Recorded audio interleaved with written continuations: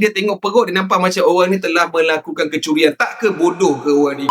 Hari ni kita cerita sikit berkenaan dengan kejadian yang berlaku dekat Lotus baru-baru ni, di mana aku rasa benda ni merupakan satu abadi daripada pihak Lotus bersama-sama dengan staff dia, okey? Sebab apa? Sebab kalau kau fikir balik sebenarnya, kalau kau tengok mana-mana undang-undang, tak ada mana-mana undang-undang yang benarkan staff-staff Lotus ni, staff-staff pasaraya ni pergi suka-suka tahan orang dan buat tuduhan melulu tanpa memberikan bukti terlebih dahulu kepada dakwaan yang diorang buat ni. Datang daripada background yang buat kes jenayah, Mat, apabila aku unduh kes-kes curi dalam bangunan, kes 380, yang mana kes ni kebanyakannya orang-orang yang ditangkap ini telah mencuri barangan di dalam pasaraya.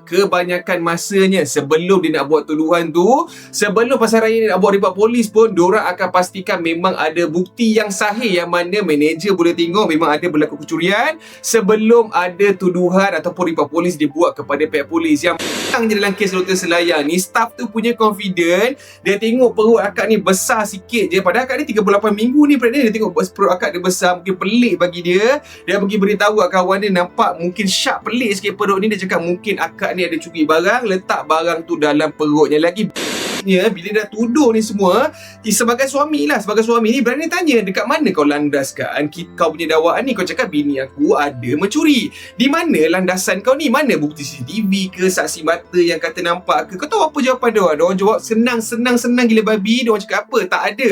Dia just rasa daripada firasat dia sebagai seorang staff Lotus, bukan sebagai seorang pegawai penyiasat, bukan sebagai seorang pakar dalam kesihatan, sebagai seorang staff Lotus yang tak berpengalaman ni, dia tengok perut, dia nampak macam orang ni telah melakukan kecurian. Tak ke bodoh ke orang ni, game?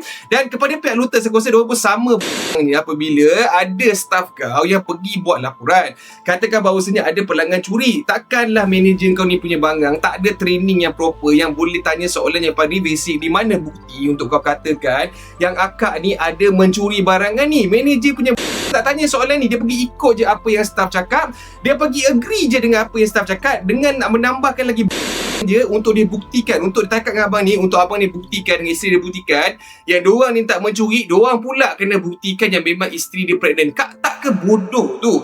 So aku haraplah kepada pihak Lotus Malaysia, it is very rare to see this happen dekat pasaraya besar yang memang ada nama seperti Lotus. Sebab apa? Aku assume pasaraya besar ni memang ada spesifik SOP macam mana nak handle sekiranya dia syak berlaku jenayah dekat tempat dia. Tapi aku pasti secara 100% daripada kes aku ada, most SOP dekat pasaraya bukan dengan cara tuduh orang melulu tanpa bukti, tahan orang lama-lama, biar orang terseksa, dan kemudiannya akhirnya kau letakkan beban kepada orang tu pula untuk buktikan dia tak mencuri. Memang kau ni bersama-sama dengan staff kau perlu pergi refresher course. Dan kepada brother ni lah, sekiranya pengalaman ni begitu pahit dan telah memberikan kau impact, sebenarnya kau ada asas untuk buat saman. Dan sekiranya lah saman ni mungkin kau tak dapat untuk dalam bentuk RM2, kau tak dapat pemasan dalam bentuk RM1, at least kau boleh dapatkan satu kepuasan apabila kau minta perintah daripada mahkamah untuk pihak Lotus Malaysia berikan kau apology, public apology. Dan nombor 2, sekurang-kurangnya kau minta pihak mahkamah untuk reimburse balik kesusahan dan malu yang kau tanggung